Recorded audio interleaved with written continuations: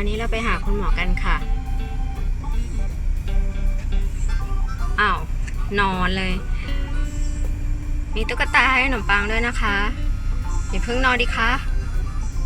ไปถามคุณหมอกันค่ะว่า PM 2.5 นี่มันจะเป็นอันตรายต่อขนมปังไหมคะและที่ขนมปังเป็นหายใจเหมือนหอบอะค่ะฟืดหายใจเหมือนหอบอะค่ะเป็นยังไงบ้างเดี๋ยวเราไปคุยกับคุณหมอกันนะคะขนมปังนั่งดีๆค่ะนั่งดีๆออกไปสูดอากาศข้างนอกช่วงนี้อากาศไม่ค่อยดีนะคะนั่งดีๆค่ะขนมปังไม่ต้องทำหน้าเซ็งค่ะต้องปิดหน้าต่างนะคะออกไปไม่ได้นะคะไปหาคุณหมอกันค่ะคุณหมอสวัสดีค่ะสวัสดีครับสวัสดีขนมปังด้วยลูกขนมปังสวัสดีคุณหมอหน่อยค่ะคุณหมอคะคุณหมอครับช่วงนี้อากาศไม่ค่อยดีอะค่ะมีพวกอย่าง PM 2.5 อะไรเงี้ยค่ะมันจะเป็นอันตรายต่อน้องหมาน้องแมวไหมคะครับก็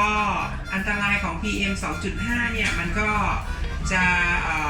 คล้ายๆกับในคนนะฮะถ้าสุนัขของเราเนี่ยออกไปเดินเล่นกลางแจ้งหรือบริเวณที่มีฝุ่น PM 2.5 เนี่ยเกินกว่ามาตรฐานเนี่ยก็จะทำให้สุนัขอาจจะได้รับผลกระทบคล้ายๆกับคนไม่ว่าจะเรื่องของระบบปอดทางเดินหายใจนะฮะถ้าสะสมไปนานๆก็อาจจะมีผลทำให้ไปสะสมอยู่ในกระแสเลือดได้อ๋ออย่างเงี้ยช่วงเนี้ยเราให้น้องหมาอยู่ในบ้านหรือว่าไม่ต้องให้ไปวิ่งเล่นออกไปข้างนอกทุกวันใช่ไหมคะใช่ครับแล้วก็กลุ่มอาการหนึ่งที่อาจจะทำให้เกิดเป็นภาวะภูมิแพ้หรือว่าเกิดลักษณะความผิดปกติที่เรียกว่า reverse sneezing หรือ backward sneezing นะฮะก็คือการหายใจเร็วถี่และแรงเหมือนกรนนะฮะอ๋อค่ะเคยเจอเหมือนกันค่ะขนมปังอะค่ะก็จะมีการหายใจสั้นๆเหมือนหอบอะค่ะประมาณ10 วินาทีหรือ15 วินาทีอะค่ะคุณหมอครับอย่างนี้คืออาการที่เขาเรียกว่าแบบ reverse sneezing ใช่ไหมคะใช่ครับมันจะควรจะปฏิบัติกับเขายังไงคะถ้าเราเจอเหตุการณ์แบบนี้ค่ะก็ reverse sneezing เนี่ยบางทีเนี่ยมันอาจจะเกิดจากภาวะแพ้เกิดจากการอักเสบหรือเกิดจากการระคายเคืองได้นะที่ระบบทางเดินหายใจนะไม่ว่าจะเป็นเพดานอ่อนนะฮะหรือว่าในโพรงจมูกเองเกิดการเกร็งตัวของกล้ามเนื้อสาเหตุของฝุ่นละอองเนี่ยมันก็เป็นสาเหตุหนึ่งที่ทำให้เกิดอาการเหล่านี้ได้นะฮะถ้าสุนัขของเราเนี่ยเกิดภาวะ reverse sneezing เนี่ยถ้าไม่ได้เป็นบ่อยนานๆเป็นทีเนี่ยการที่จะช่วยสุนัขของเราเนี่ยโดยการบีบจมูกไว้ประมาณสัก 2-3 นาทีนะฮะอ๋อบีบให้แน่นไหมคะใช่บีบให้แน่นหรือตบที่คอนะฮะเบาๆเพื่อให้กระตุ้นการหายใจอ๋อค่ะ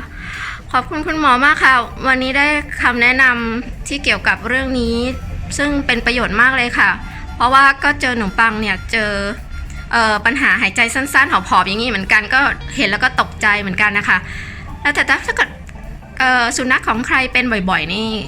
ควรจะมีข้อปฏิบัติยังไงคะถ้าเป็นบ่อยๆเนี่ยอาจจะมีการใช้ยาเข้ามาช่วยไม่ว่าจะเป็นการให้ยาแก้แพ้กลุ่มแอนติฮิสตามีนหรือว่าการให้สเตียรอยด์ช่วยนะคะแล้วก็